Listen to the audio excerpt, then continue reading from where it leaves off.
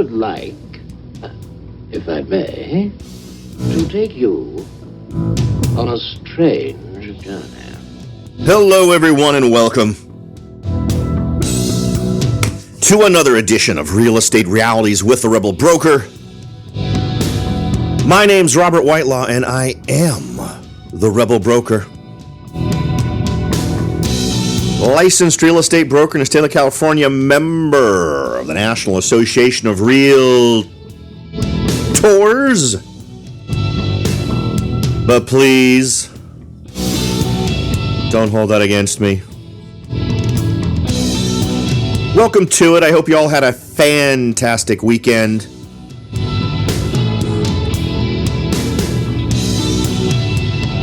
As always, the best way to get in touch with me is through the website at therebelbroker.com.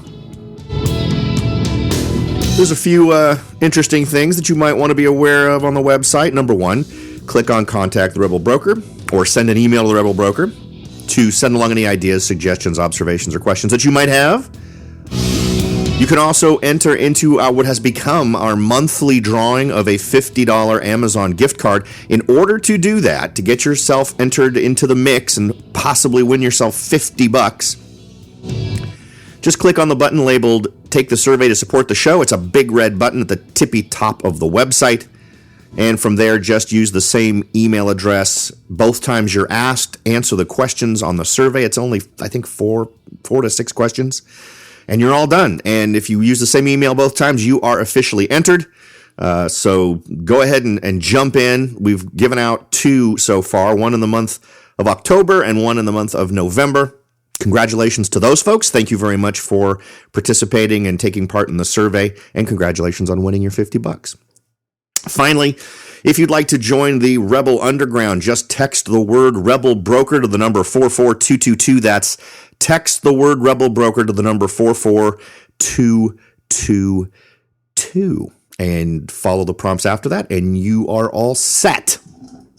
Okay. Kind of an interesting one today. We'll see if this takes all of our time today. It's an interesting headline that really grabbed my attention last week. Americans fleeing expensive, overtaxed metro areas in pursuit of affordability. Now, we actually covered this around the same time last year. This seems to be when this data comes out, where we talk about the migration patterns. Where are people leaving versus where are they going? Now, of course, you can see how net population gains or net population decreases would be really good information to have if you're trying to anticipate what's going to happen in your marketplace. If there are fewer people living in your county, if populations are on the decline, you want to know that. Why? Because that means there are fewer people there who possibly want to buy your property, rent your property, or could indicate that if you're a flipper and you're counting on a certain amount of market momentum to carry your value, and by market momentum, I mean that if you buy a house and do nothing to it today, in 2 months, it's worth a little more. If you're that kind of flipper, then you need to know that the momentum in some of these cases is going to be working against you. If the population is decreasing, competition for housing is going down, so that may mean an actual reduction in the cost of a home in your area. So these are all, I think, important things to know about. We've covered this in general terms before. In fact, if I remember last year's stats, it was really kind of broad, and I'm not even 100% sure we went by county. I think we were actually going by more like state, and I think maybe they chopped it up into, for instance, California, northern versus southern. But in this case, we've got it a little bit more granular to the point where I think this could really be actually helpful, as opposed to simply saying everyone's leaving New Jersey, which was sort of the conclusion last year. Everybody was leaving New Jersey. That was, I think, from a national truck rental company or moving company that was giving statistics on where most trucks were going to and coming from and all that kind of stuff. But this one is interesting because we also want to fold into that things we've already learned and things that I think we've learned that the press in general is getting wrong. We're suddenly hearing about how the millennials are going to come out of the woodwork and really start buying, despite the fact these same folks were talking just few months ago about how they were staying in grandma and grandpa's house, or they were living in mom and dad's basement, or they were going to rent longer. And the only time they were going to come out and actually buy something was when they wanted to buy something that was going to be for the long haul. They weren't in the mood of settling, quote unquote, or getting that starter home that's a 2-bedroom or whatever. If they're right, then we are going to see that. And we've had that conversation. If we see in our local area that 2 bedrooms are going, maybe that's what's playing a part. I'm personally still subscribing to the idea that there are a few things shaping the decision of millennials. And I hate to use the word millennials because I think these are things that would shape anybody's decision. These folks just happen, I think, in a lot of ways to have more of a burden in this area in terms of how much debt they're potentially carrying. But I think this same logic bleeds into a lot of other age groups. I think it's a big deal. And the reason I say that is a little bit tainted by my personal ground truth experience and conversations I have with buyers. And one interesting conversation I actually had recently, and you know, it's such a self-limiting thing. I had someone who wanted to actually sell their property and move into another home. And I actually talked them out of selling their home. Not normal, I guess, for most real estate agents. But I tell you, I think that's decent advice to give in a lot of cases. These folks happen to own a place where I knew for a fact, after I found out how much they owed on the home and what their payments were, there was no question in my mind they could get positive cash flow, a substantial degree of positive cash flow that they hadn't even thought of. So we ran some numbers. I introduced them to a lender, and they're not going to sell their place. They are going to simply get a signed rental agreement as part of their purchase of a new home somewhere else, and that's all they need to do. All they have to do is show that it's gonna be rented. And I said, well, even in the worst case scenario, let's pretend for a second that that wouldn't work. The solution then would be to pack all of your stuff into pods or whatever, get it into storage. I like the pods option. It's definitely a more expensive option. But it's super convenient, and you're paying for that convenience. And having moved a bunch of times, now remember, I haven't just moved. I haven't just moved from like city A to city B in the same county, although I have done that. I've moved from state West Coast to state East Coast and back again. I've moved from the United States to the United Kingdom and from the United Kingdom back to the United States. I've moved in a lot of different ways. And there's folks who absolutely blow me out of the water in terms of how many really crazy moving situations. I'm looking at you, veterans. I've never heard more funky stories about your moving experiences than I've heard from veterans who've allowed military services to move your stuff. Again, I apologize that you have to deal with that. But in any event, my God, why am I totally going into the weeds here, or should I just keep going? In any event, the moving thing for you, and I guess it's because migration is coming up as the big thing. Now, they're leaving this state. They're not going to stay in California, but they're going to keep the property that they nearly own. They're literally 8 years away from paying this baby off. They're already going to be ridiculously high cash flow. And when they actually did the math and sat down and figured it out, it blew them away. When I showed them the numbers, I crunched it, I showed them what they were going to make and all this other kind of wonderful stuff. In fact, they're only going to continue have to make payments on this place for 8 years if they keep contributing at the rate they're contributing now. If they overpay on that mortgage, they're going to shave, actually not a ton because we're so late into the mortgage, but they're going to shave a good amount of time off of that, and they'll be able to take 50% of what they make on the rent and throw it into the mortgage, and they'll pay it off even faster. So they literally are now decades closer to being able to retire than they had originally planned based on 401k contributions and stuff like that. So the suggestion, sorry, I got sidetracked. Boy. The suggestion I was going to make, it would even be worth it to them to move out, rent a place if they needed to, or go to where they want to move to and rent there while they look for a new place. And then with a renter already in the house they currently own, they could do it that way.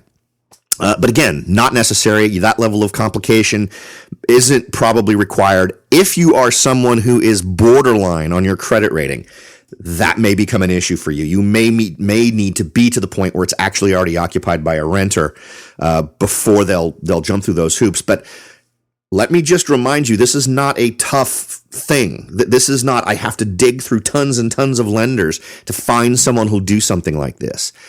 The folks I'm working with right now who are offering me the ability to do this, rent my home, just all I need is a signed rental agreement before close of escrow. Quicken Loans. Can you get more mainstream than that? That's a freaking phone call.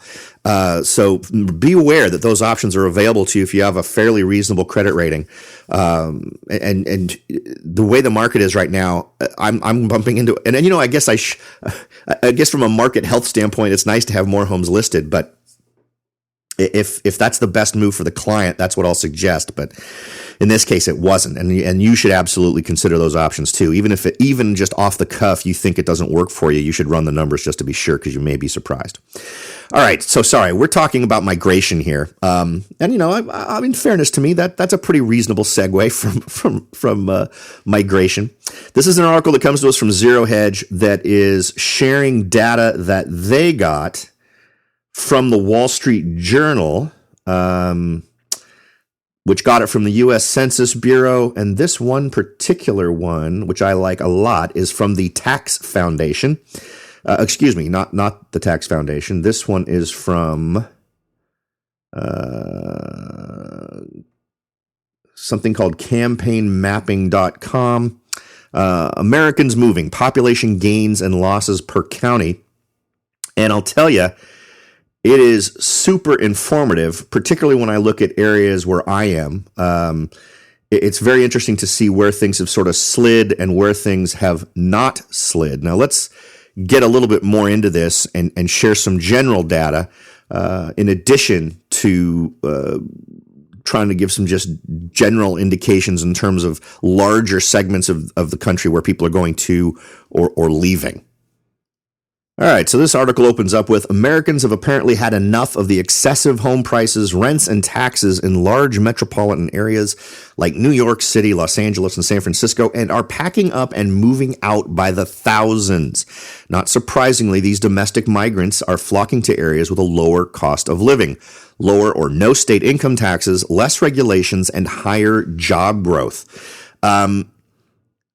My eye gets drawn towards California simply because there's all kinds of interesting numbers floating around here relating to California, and it also backs up some of the other things we've discussed in terms of local moving, relating to things like the mushroom effect, where you get a city that's ridiculously expensive, and then the communities around it, or even the counties around it, tend to see population growth based on this idea that no one wants to pay what the high population or high density place is demanding that you pay in order to get housing. Now, just for grins, let me start with my county, which is Santa Clara County. I have gotten flack in the past for saying that 33 to 34% of folks here in Silicon Valley want to leave. Now, normally these are other real estate people from this area. What's interesting, I think, about this particular table that I'm going to be including in Pinterest, and also that'll be linked to in the show notes for today's show, shows Santa Clara County with a dramatic more people left the county end. Now, what's interesting is San Francisco, it looks like it's actually got some positive numbers, but more positive numbers are coming from the counties that I'd call the mushroom counties for San Francisco. We're talking about Oakland. We're talking about Marin, areas north and east of San Francisco. Now, as I mentioned, let's sort of group this movement into the areas that have been seeing the largest amount of growth. Now, the graphic that I'll be sharing on Pinterest already sort of does this to some degree, but I think it misses some very interesting pockets that might be worth looking at, and absolutely are ones you should be considering. Now, they're seeing the greatest amount of folks leaving in California and the Northeast. California, Santa Clara County, almost all the counties south, all the way into Los Angeles. And then San Diego is one of those few areas that actually looks like it's seeing a little positive growth. And then whatever the county is just north, but not coastal of San Diego. I'm not sure what the name of that county is. Riverside. It's Riverside County is showing some. So in Southern California, there's really only, well, I guess you could say 3 counties that had positive population growth: San Diego, Riverside, San Luis Obispo, and that's really it. The rest of them were either negligible declines, but no others had marginal increases at all. And that's a pretty telling thing. I think that's a little bit nuts. And Los Angeles saw a big drop in terms of numbers, also big drops in terms of the areas right around the San Francisco Bay Area, with some increases in the counties just north of that. And then there's other parts of the country that have seen very interesting increases that would probably be worth you looking at yourself, depending on where you are. So let's see if we can't go through this in some general terms. Now, of course, the biggest areas that they focus on are Texas, in terms of the largest. I think what they went with was states that had the largest numbers of counties that were showing population growth. Texas is absolutely one of those, particularly with areas around Dallas and Austin. Florida is another one that is the vast majority is up. Interestingly enough, not Miami. The one county that is of all that's the darkest in terms of the most people lost is actually Miami-Dade County, or Dade County, I think is what it's called. So interesting shifts in what's going on. The area north of Miami actually looks better in terms of the amount of population growth. And then, of course, the other huge downturn in terms of population growth that's shown here is New York, particularly the island, Philly, what else? Connecticut, Massachusetts. There's just some huge spots with dramatic drops in population. Now, some other ones that they don't focus on that I'm kind of surprised about, I think are worth looking at. Now, the first one that jumps out at me is Arizona. I actually think that there are tons of Arizona that look amazing. Obviously, the Phoenix area is looking pretty good. Let's see here. Now, in Arizona, that doesn't extend all the way down to Tucson, but I see a lot of good growth there. And then in terms of, let's see, some areas right up against California look good in Nevada, so right along the northwestern border of Nevada. And then if we shoot over to Colorado, amazing growth there. I think that really bears out things that we've been hearing in terms of ground truth. In actuality, I also heard from an agent who's very active in the Denver area who was saying the market is absolutely nuts out there. And this population growth kind of reflects that. Now, we'll go ahead and call out a few other regions here that are looking particularly good in the growth area. But we're going to take a quick break. We'll be back in just a second. Are you ready to jump in and start your search for your first investment property? Maybe you've decided that it's time to own your own home, or maybe you're ready to sell your home and move on to something new. No matter what your goal is, the Rebel Broker can help. That's right, aside from hosting this show, I am also the owner-broker of Whitelaw & Sons Real Estate Services right here in Silicon Valley. With over 25 years experience serving Silicon Valley, Morgan Hill, San Martin, and Gilroy, I or one of my great agents can help you achieve your goals in real estate. So if you're ready to look into taking that next step towards achieving your real estate goals, point your browser at www.soldbyrobert.com. That's www.soldbyrobert.com and get in touch. Let me show you how I will earn your business and your respect. Again, that's www.soldbyrobert.com, or you can call me at 408-852-0525. California Bureau of Real Estate ID 00984-909. Welcome back, everyone. We're taking a look at migration patterns. We're trying to relate it to things that we have already sort of figured out, but primarily trying to use this as a way of understanding where we might want to focus in terms of our interest. And of course, in any story like this that's talking about the country in general, you're going to get, hey, look at this state or look at this state. But what's great about this map, which you can find at the rebelbroker.com, just check out the show notes for today's show. I'm going to include links to all of this stuff. And I'm also going to be putting a Pinterest pin on some of these graphics because I think they're super informative. This will also give you an idea of right down to the county in your local area where where you're seeing population growth and where you're seeing folks leaving.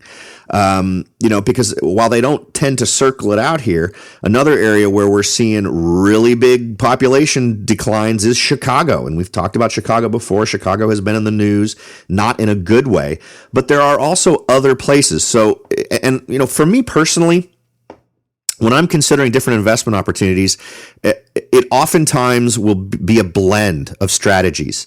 Sometimes it's, I want to get a rental property here simply because the numbers indicate it, right? And I think that's a reasonable standpoint to take. I don't ever want to live in this place. I don't feel a need to visit it, but all of the numbers and indicators look good to me. So I'm going to go and provide a product in that marketplace, and I'm just going to use it strictly for that purpose. Then there's the idea of, someday I might not mind living in this place. So you might think to yourself, I'm going to look in various states. Like, I don't know about you, but in the back of my head, I keep a running list of states I would not mind living in. So I find myself, when I'm trying to research areas that I think might be a good investment, I like to look in those states and think, at some point in my life, maybe I'll want to live for a year or two in this state, or maybe I want to live over here. So sometimes those come into it. And of course, they don't have to enter yours at all. You can absolutely just be the numbers person and say, I'm just going to go where the numbers tell me I should go. And this map will absolutely work for you. It shows a lot of great areas in Oregon and Washington. I just mentioned that Colorado has got some amazing areas in terms of the amount of growth that's going on, and it extends all the way up to the border with Wyoming. So it's not just that immediate area around Denver. It's not just Denver, it's south of Denver as well. So it's really right along the eastern side of the Rockies, extending down almost to the border with New Mexico, with the exception of that very last county between Colorado and New Mexico that's on the Colorado side of the border. So and then the rest of it's relatively neutral. There's a few areas with declines, but in general, those are some pretty amazing growth numbers that I'm seeing there. Other states that are showing some interesting and robust growth, you could look at North Dakota, the extreme east end of North Dakota. The northwestern end of North Dakota has got some areas that look like they're getting a lot of good growth going on.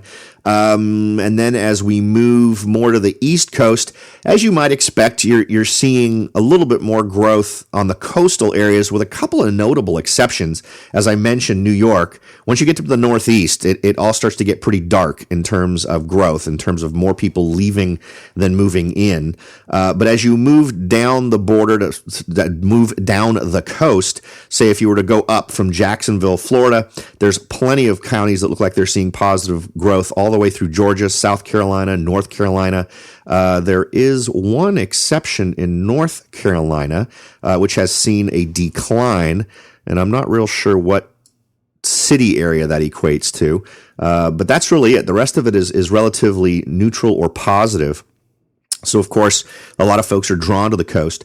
But even in states like Tennessee, I'm still seeing some pretty interesting areas of growth there, and it looks like that might be the county right around Nashville. So that would be another one to consider as well. So when you get a few minutes, take a look at this, see what you think, use it as a way to gauge growth in your area, because this could be a great opportunity for folks who want to satisfy the demand of folks who are moving into these areas. And I find it very interesting that Santa Clara County has seen a dramatic net drop in the number of folks that are in the county. Another thing to overlay on this, right? So that's number one. We're just going with sort of the general trend. Where are people going to, and where are they leaving? The next, in terms of trying to put your finger on why, we want to try to understand what these migration things are about. And I I personally believe a great deal of it revolves around costs. Folks are concerned about costs. A lot of folks have already lived through the downturn and are preoccupied with that. And I think when it comes right down to it, taxes and other sorts of things that pester you tend to be indicators. And I don't think it's any coincidence that in the areas where we see the greatest increase tend to be the areas with the lowest taxes, Florida and Texas being good examples, where there is no income tax. That's a big deal. We also see that there was a little bit of growth in Nevada, particularly right around Las Vegas, which is another state without taxes. California right up there at the top with a 13.3% tax rate just in terms of living. I mean, that's what you're going to pay to the state. Arizona 4.54, which was another place where we saw some good growth. Oregon's 9.9. Washington is 0. This is another good one to look at to try to figure out financially what areas are going to be more attractive to people in terms of states. Obviously, this is going to be a statewide issue. So if you're someone who's trying to blend these things together, areas that you would be drawn to, I think naturally, would be states that have this trend towards more migration to them, but then also have this comparative benefit to other states in terms of having lower taxes. Because I think folks, when they're starting to move, and if they've got options and can pick, they're going to try to go to places where they're minimizing their expenses. A recent Wall Street Journal article noted that the cities with the highest mortgage income ratios are seeing massive outflows of people for more affordable locations. Ironically, only 2 out of the top 10 cities with the highest housing costs lie outside of the states of New York and California. An April report from Trulia researcher Mark Wu found that lower income households represent a larger share of those moving away from the most expensive markets than their overall population in those markets.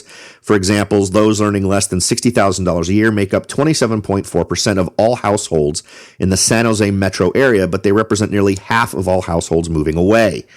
Another study this year from California Policy Group, Next 10 and Beacon Economics, found that New York State and California had the largest net losses of domestic migrants between 2007 and 2014, and that lower and middle income people were more likely to leave. Let's see. Top 10 most expensive metro areas based on monthly mortgage payment as a percentage of income. Of course, right here at the top are going to be some of these places we've talked about. San Francisco, 52%. San Jose, California, 43.1%. Los Angeles, 41.5%. Orange County, we haven't even left the state of California yet. Orange County, California, 38.4%. Honolulu, 37%. And you know what? I'd be interested in finding out what they consider the metro area of Honolulu. If they're just counting Honolulu County, that's even where my place is, which is on the opposite side of the island from Honolulu. So that'd be an interesting one to find out. But yeah, it's ridiculously expensive in Hawaii.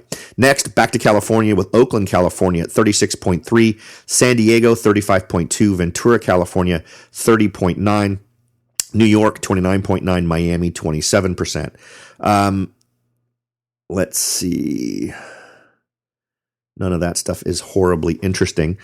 But I think that what we get from this is an interesting compass to help us point our eye towards areas that have the highest probability of continuing to benefit us moving forward. So if you take into account these elements, if you understand the current migration, who's going where, and then you understand the motivations behind that in terms of less expensive, in terms of percentage, the percent of their income that the mortgage takes up.